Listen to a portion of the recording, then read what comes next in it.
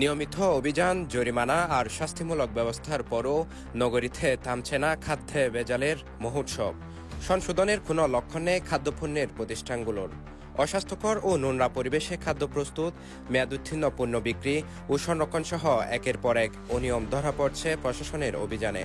তবু যেন টনক নড়ছে না অসাধু ব্যবসায়ীদের। আমরা এর আগে তাদেরকে আমরা অনেকবার সতর্ক করেছি, এ জায়গায় অভিযানও করেছি, বড় কিছু জরিমানাও তাদেরকে করেছি, তাদেরকে বুঝিয়েছি, আমরা সংশোধন করার চেষ্টা করেছি। নিয়মিত অভিযানের অংশ হিসেবে খাদ্য ভেজাল প্রতিরোধে সোমবার দুপুরে নগরীতে অভিযান পরিচালনা করে জাতীয় ভোক্তা অধিকার সংরক্ষণ অধিদপ্তর। বাকলিয়া অ্যাক্সেস রোডের লন্ডন বেকারিতে প্রবেশ করতেই চমকে ওঠেন কর্মকর্তারা।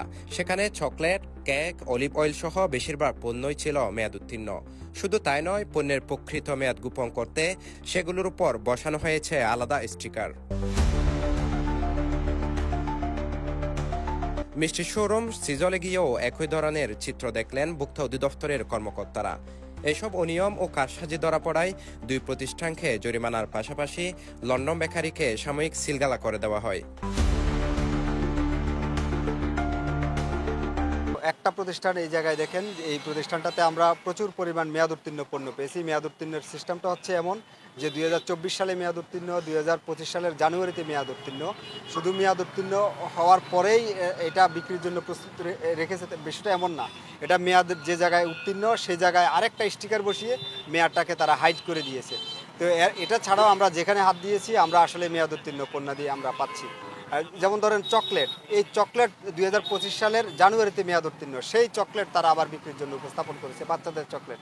এরপরে আচার, অলিভ অয়েল, বিভিন্ন ধরনের পণ্য, প্রচুর পণ্য যেখানে হাত দিচ্ছি আমরা মেয়াদ উত্তীর্ণ পাচ্ছি। 3 নভেম্বর সোমবার পরিচালিত এই অভিযানের নেতৃত্ব দেন ভোক্তা অধিদপ্তর চট্টগ্রামের উপপরিচালক মোহাম্মদ ফয়জুল্লাহ।